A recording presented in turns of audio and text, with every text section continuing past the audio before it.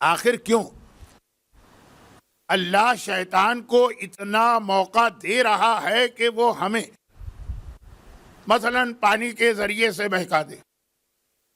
یہ موقع تو اس کو اس لیے ملا نا کہ ملک الموت بہت آرام آرام سے اپنا کام کر رہا ہے.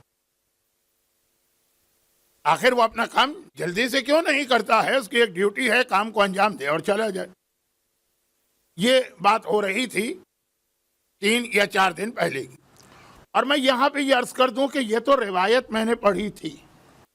اب جو لوگ نہیں تھے اس مجلس میں ان کے لیے یہ شروع کے 3-4 جملے مشکل ہوں گے، باقی تو پھر وہ عام سی باتیں ہیں کہ اس سے پہلے بھی اگر آپ نے کچھ نہ سنا ہو تب بھی بات سمجھ میں آ جائے گی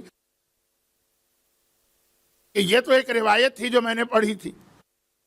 اور اگر آپ کو اپنا بچپنا یاد ہو تو آپ نے دیکھا بھی ہوگا کہ ہمارے بزرگ پہلے مرنے والے کے منہ میں پانی کے قطرے ٹپکاتے تھے. یہ ایک الگ بحث ہے جو میں موت کے حوالے سے مجالس پڑھتا ہوں تو اس میں چھیڑتا ہوں. اچانک موت آنا بہتر ہے یا تھوڑا سا سسک کے مرنا؟ لیکن اس پر بات کرنے کا آج وقت بھی نہیں ہے، موقع بھی نہیں ہے.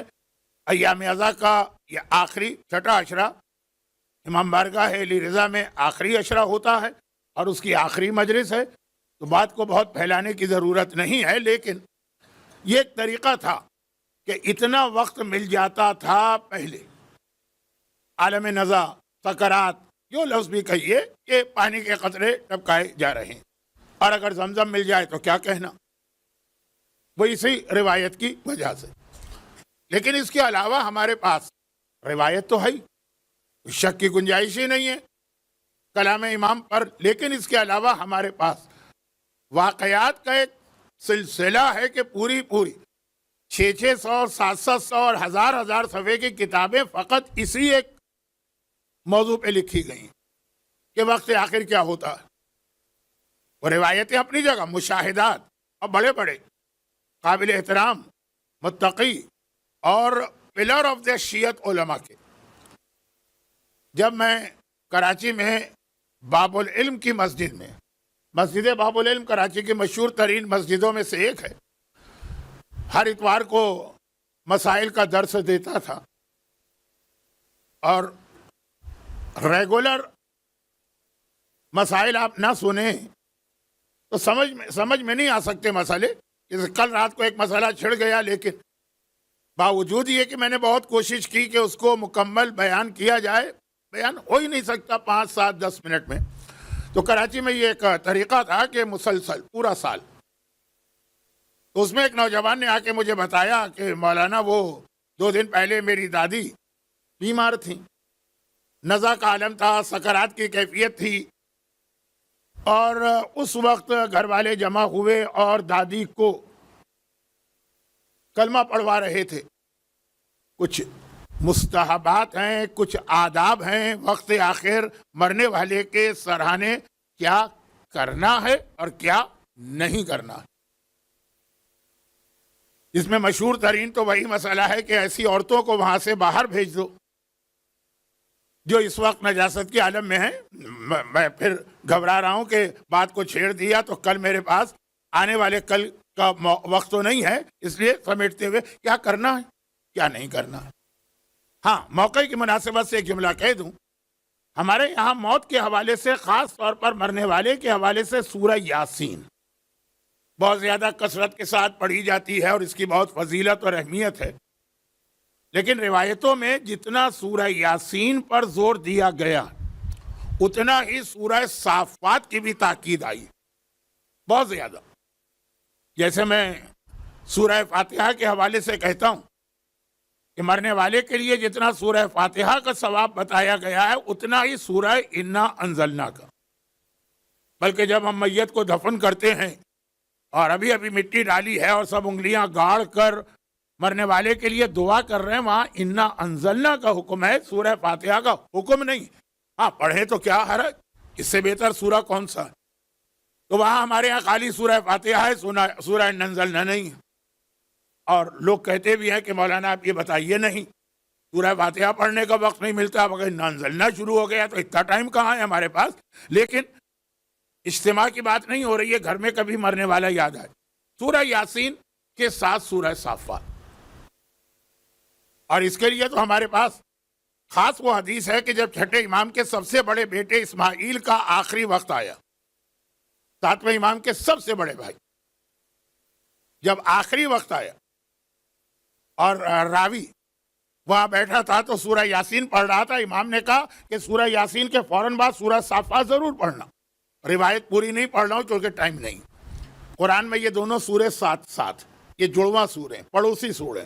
36 نمبر سورہ یاسین ہے، 37 سورہ صافات. ایک میں نے کہا کہ ایک آدھ جملے میں بات ہو جائے، شاید کسی مرنے والے کو میرے اس جملے سے فائدہ پہنچ جائے. تو اب بات ہو رہی تھی کہ گھر والے جمع ہیں دادی کے بستر کے چاروں طرف اور اپنے اپنے حساب سے ان کی مدد کرنا چاہ رہے ہیں. کوئی کلمہ پڑھوا رہا ہے، کوئی تلقین پڑھوا رہا ہے، کوئی اور عمل. کہ جب کلمہ پڑھوایا گیا تو ایک دم دادی گویا بستر سے اٹھنا چاہتی ہیں، لیکن چونکہ پیرالائز ٹائپ کی تھی، پوری پیرالائز تو نہیں تھی، پیرالائز ٹائپ کی تھی، اٹھ نہ پائی. مت توڑو، مت توڑو، مت. ہاں یہ مت توڑو کہاں سے؟ ہم کہہ رہے ہیں کہ دادی پڑھیے کہ لا الہ الا اللہ، کہتی مت توڑو. توڑو نہیں. وہ اردو میں بول رہی تھی ڈونٹ بریک، تو میں اس لیے کہہ رہا ہوں کہ بچے اردو نہیں سمجھتے. کلمہ اور توڑو مت. یہ نارتھ ناز آباد کراچی مسجد باب العلم کا واقعہ ہے. جب تھوڑی دیر گزر گئی، نوجوان کہہ رہا ہے دادی کو ذرا ہوش آیا. ہم نے پوچھا یہ کلمے کا جواب آپ کیا دے رہی تھی؟ چلیں بہت سے واقعات ہمارے پاس ایسے ہیں کہ مرنے والے نے کہا کہ نہیں پڑھوں گا، نہیں پڑھوں گا، تو پھر بھی سمجھ میں آتا مت توڑو. دادی نے کہا کہ بیٹا تمہیں پتا ہے نا جو میرے پاس میرے دادا کی یادگار ہے، کوئی بہت قیمتی کرسٹل کا شیشے کا بنا ہوا کوئی تحفہ تھا. اس تفصیلات کی ضرورت نہیں ہے، گھڑی کی سوئیاں بہت تیز آج چل رہی ہیں. تو اب یہ کہ انہوں نے کہا کہ جب تم نے کہا کلمہ پڑھو، میں نے دیکھا کوئی آدمی وہ چیز اٹھا کے میرے سامنے لا رہا ہے، کہہ رہا کہ کلمہ پڑھا میں اسے زمین پہ گرا کے توڑ دوں گا.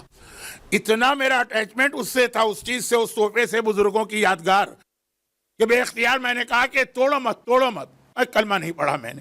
تو یہ ایک تو بہت چھوٹا سا میں نے واقعہ لیا، پورے 1000 صفحے کی کتاب لکھی گئی کہ کس طرح سے وہ بہکاتا ہے. لیکن یہاں سب میں اصل جو سوال ہے وہ یہ کہ آخر ملک الموت کو کیا سوجی ہے کہ وہ اپنا کام جلدی نہیں کر رہا. اگر وہ ان دادی اماں کی روح فوراً نکال لیتا تو نہ وہ شیشے کی بنی ہوئی قیمتی یادگار آتی، نہ وہ توڑنے والی بات ہوتی، نہ فضیل ابن عیاض کے شاگرد کا واقعہ ہوتا، نہ وہ جو امام معصوم نے پیاسے آدمی کی بات کہی.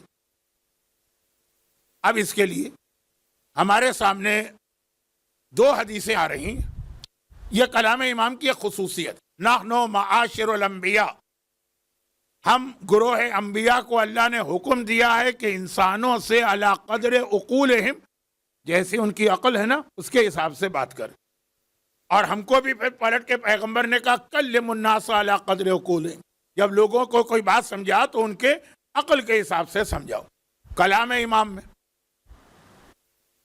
آپ کو ایسے بلند پایا خطبات ملیں گے کہ آج بھی لوگ دنگ ہیں، بڑے بڑے فلسفی، اور اتنی سادہ اور سمپل مثالیں ملیں گی کہ بچہ بھی سمجھ جائے. ڈیپینڈ کرتا ہے کہ آنے والا کیسا. مولا نے تقوی کی جو تعریف کی تھی اس بدو کے سامنے ہزاروں کتابیں لکھ دی گئی کہ تقوی کیا. آج کی آیت تقوی کی تھی نا، یا ایھا الذین آمنوا اتقوا اللہ حق تقاتہ، تقوی کیا. مولا نے اس کے سامنے اتنی سادہ سی وہ مثال پیش کی، کانٹوں دار جھاڑی والی.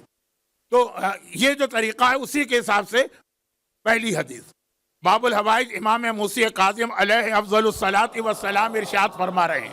راوی نے یہی سوال کیا، فرزند رسول آخر یہ روح جو اتنے آہستہ آہستہ آہستہ پروسیس سے نکالی جاتی تو کیوں؟ امام نے جو جواب دیا الفاظ میرے ہیں، یعنی یہ بلکہ پہلا جملہ ہی مجھے بڑا بدتمیزی کا لگ رہا. امام نے کہا یہ جو روح اس طرح سے نکلتی ہے نا، اس میں اللہ کا قصور ہے نہ ملک الموت کا. اب یہ اللہ کا قصور تو بدتمیزی والا جملہ ہے، نہ اس میں اللہ کا کوئی دخل ہے نہ ملک الموت کا. تو مولا پھر یہ روح نکل کیوں رہی ہے اتنا آرام آرام سے؟ کہا سنو، تم کبھی دریا کے کنارے سے گزرے ہو؟ مولا روزانہ میرا گزر ہوتا ہے۔ اچھا، پرانے زمانے کے اندر کپڑے دھونے والے جو دھوبی ہوتے تھے دریا کے کنارے جا کے کپڑے دھوتے تھے، وہ سارا پانی وانی کا واٹر سپلائی اور یہ سارا سسٹم آج والا تو تھا نہیں، وہیں جا کے کپڑے دھوتے تھے، وہیں سکھانے کے لیے پھیلا دیتے تھے۔ بلکہ شاید سندھ اور پنجاب کے دیہاتوں میں آج بھی ہماری خواتین اسی طرح سے کپڑے وہیں دھوئی اور وہیں پہ پھیلا دیے انہوں نے۔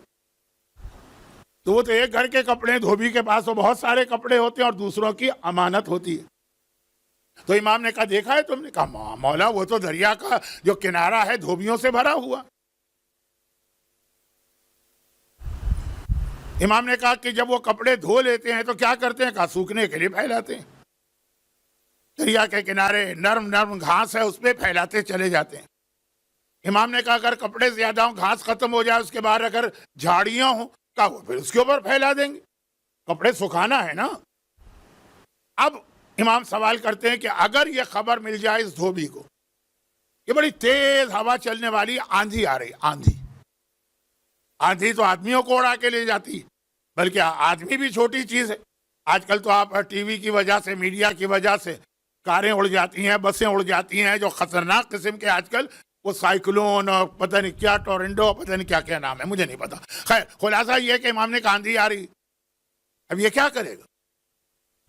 اس نے جواب دیا مولا یہ مومن دھوبی امانت کا خیال ہے نا، وہ جلدی سے جا کے کپڑے سمیٹے گا، کپڑے سکھائے بعد میں جا سکتے ہیں، پہلے کپڑے بچا لو۔ تو کہا کس طرح وہ کپڑے سمیٹے گا؟ اب یہ اس کا روزانہ دیکھنے والا مشاہد، روزانہ یہ دیکھتا، تو اس کے لیے تو بہت ہی آسان بات ہے۔ کہا کیا اتنا وقت ہوگا؟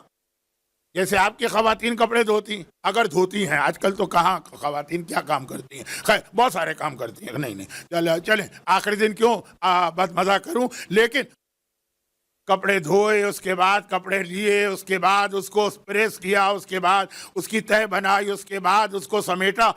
کیا آندھی آ رہی ہے تو یہ کرے گا؟ کہا نہیں مولا اتنا وقت کہاں ہوتا ہے، اگر آندھی آ رہی ہے تو وہ تو آئے گا تیزی سے، ہر کپڑے کو کونے سے پکڑ کے گھسیٹا، جلدی یہ گھسیٹتا چلا جائے گا کہ سارا ڈھیر جمع ہو جائے، کپڑے اڑنے نہ پائیں۔ اب جو روزانہ وہ دیکھ رہا ہے اس کی مدد سے امام مسئلے کو حل کر رہے ہیں۔ تو امام نے فرمایا کہ جب وہ کپڑوں کو کھینچے گا تو کیا سارے کپڑے ایک ہی طرح سے آئیں گے؟ کہا نہیں مولا، جو کپڑے گھاس پر ہیں وہ فوراً آ جائیں گے، جو کانٹوں دار جھاڑیوں پر ہیں، صحرا میں جھاڑیوں میں ہمیشہ کانٹے ہوتے ہیں، وہ بوٹنی کا ایک لیکچر ہے جو میں یہاں بوٹنی نہ پڑھنے آیا ہوں نہ پڑھانے، لیکن کانٹے ہوتے ہیں۔ کہا جب وہ اس کو کھینچے گا کیا وہ کپڑے بھی اسی طرح آ جائیں گے جیسے گھاس والے؟ کا نہیں، گھاس کے اوپر پھیلے ہوئے کپڑے کو تو اس نے کونے سے پکڑ کے کھینچا اور وہ پورا 1 سیکنڈ میں آ گیا۔ کانٹوں دار جھاڑی والا کپڑا اگر اس طرح سے وہ کھینچے گا تو وہ جو کانٹے ہیں نا وہ جگہ جگہ اس میں چپ جائیں گے، کپڑا رک جائے گا، زیادہ زور لگائے گا کپڑا پھٹ جائے گا۔ آپ کے ساتھ بھی ایسا ہوا ہوگا، میرے ساتھ تو بہت ہوا ہے۔ کہاں؟ کراچی کے جب میں رکشہ میں بیٹھتا ہوں، شاید انڈیا والے اس کو آٹو کہتے ہیں، مجھے نہیں معلوم، یا منی بسوں میں بیٹھتا ہوں، معلوم کہیں کیل نکلی ہوئی ہے، کہیں ٹوٹی ہوئی سیٹ ہے، کہیں عجیب سی کھڑکی ہے، کپڑوں کے اندر چپ گیا، خیال نہیں رہا، جلدی سے اٹھے کپڑا پھٹ گیا۔ اب امام نے کہا کہ یہی جو کپڑے کی مثال ہے نا، یہی مرنے والے کی مثال ہے۔ بعض مرنے والے دنیا میں اس طرح رہتے ہیں جیسے گھاس کے اوپر کپڑا، اور بعض دنیا میں اس طرح رہتے ہیں جیسے کانٹوں دار جھاڑی کے اوپر کپڑا۔ جو دنیا میں اس طرح رہا جیسے گھاس پہ کپڑا ہے، ادھر ملک الموت نے اس کی روح کو پکڑا، وہ پوری کھچ کے 1 سیکنڈ میں اس کے ہاتھ میں آ گئی۔ اور جو کانٹوں دار جھاڑی کی طرح سے رہتے ہیں، جب ملک الموت نے روح نکالنا چاہی تو ہر کانٹے نے اس کو روکا، پھر ملک الموت جیسے دھوبی، جیسے اس کو لگا کہ کانٹا چپ گیا، رک جائے گا، نکالے گا، پھر آگے کھینچے گا، پھر دوسرا کانٹا، پھر رک جائے گا، کپڑا نہ پھٹ جائے، کپڑا نہ نقصان۔ یہ مرنے والے کی روح ہے۔ مولا یہ کانٹے کون ہیں؟ کہا کبھی دولت کی محبت، کبھی اولاد کی محبت، کبھی بزنس کی محبت، کبھی بیوی کی محبت، کبھی مکان کی محبت۔ یہ محبتیں جو ہیں نا، یہ وہ کانٹے ہیں کہ جب ملک الموت تمہاری روح کھینچ رہا ہے تو یہ اس کو روک رہے ہیں، جس کی وجہ سے روح نکلنے میں تاخیر ہوئی، نہ اس میں اللہ کا کوئی دخل تھا۔ کہ اللہ نے کہا ہو کہ اس مرنے والے کی روح آدھے گھنٹے میں نکالنا، نہ ملک الموت کے عمل میں کوئی خرابی تھی. یہ تمہاری خرابی ہے. جتنا دنیا سے لگاؤ کم رکھو گے اتنے جلدی روح نکلے گی، جتنا اپنے آپ کو دنیا میں زیادہ مبتلا کرو گے اتنی مشکل سے روح نکلے گی. اور یہاں پر حسد، جیلسی اور دوسروں کی دیکھا دیکھی کوئی کام کرنا. آج کا کارپوریٹ کلچر پھر گھوم کے بات آتی ہے، وہ یہی کرتا ہے، اس کے گھر میں ہے تو میرے گھر میں کیوں نہیں. یہ جو حسد کا گناہ ہے نا، بدترین گناہ. آپ زیارتوں میں دیکھیے، معصومین کی زیارتوں میں لفظ آیا کہ دنیا نے آپ سے حسد کیا. اہل بیت کا سب سے بڑا پرابلم یہی ہے کہ دنیا کہتی ہے تم اتنے اچھے کیوں ہو، ہم تو اچھے نہیں ہو سکتے ہیں، تمہیں بھی اس دنیا میں نہیں رہنے دیں گے. خواتین ایک دوسرے کے کپڑے، ایک دوسرے کا زیور، نوجوان ایک دوسرے کے فون، اور پھر بہت ساری باتیں. میں بھی بیویوں کی طرف نہیں جانا چاہتا ہوں، لیکن یہ جو حسد کا ایک جذبہ، فضیل کے واقعے میں اس نے یہی تو کہا تھا میں کلمہ نہیں پڑھوں گا، اور پتہ چلا کہ وہ لوگوں سے حسد کرتا تھا. اور یہ پھر یہ حسد ہے جو پھر ادھر لے جائے گا آپ کو کہ یہ چیز ہم کو بھی لینا.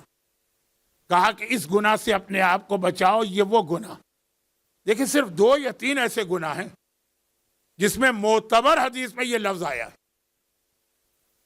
حضرت آیت اللہ سیستانی یا ان سے پہلے حضرت آیت اللہ خوئی یا ان سے پہلے حضرت آیت اللہ محسن نقی، تینوں کی ایک ہی کتاب ہے مسائل کی. مسائل کی کتاب میں عموماً حدیثیں نہیں آتی، تینوں نے یہ حدیث لکھی. منہاج الصالحین والیوم 1، کتاب امر بالمعروف. ان الحسد یاکل الایمان کما تاکل النار الحطب. میرا اصل موضوع ایمان کیسے ختم ہوتا ہے کہ حسد ایمان کو اس طرح کھا جاتا ہے جیسے آگ لکڑی کو کھا جاتی ہے. بہت کم گناہ میں اتنی اسٹرانگ ورڈنگ آئی. جب میں ایک اور انداز سے سمجھا دوں کہ سارے گناہوں میں یہ اوپر جا رہا ہے، سب سے اوپر. کیوں؟ کیونکہ نیکیوں میں جو سب سے اوپر کی نیکی، اس کے لیے بھی یہی حدیث آئی. جب وہی حدیث اس نیکی کے لیے آئی اور یہی حدیث حسد کے لیے آئی، اس کا مطلب ہے کہ جو اس نیکی کا رتبہ ہے وہ اس گناہ کا رتبہ. کون سی نیکی یاد آ گئی نا؟ بہت ہی مشہور حدیث، حب علی یاکل الذنوب کما تاکل النار الحطب. سیم ٹو سیم ساری ورڈنگ وہی ہے، صرف ایک لفظ کے علاوہ. علی کی محبت گناہوں کو اس طرح کھا جاتی ہے جیسے آگ لکڑی کو کھا جاتی ہے.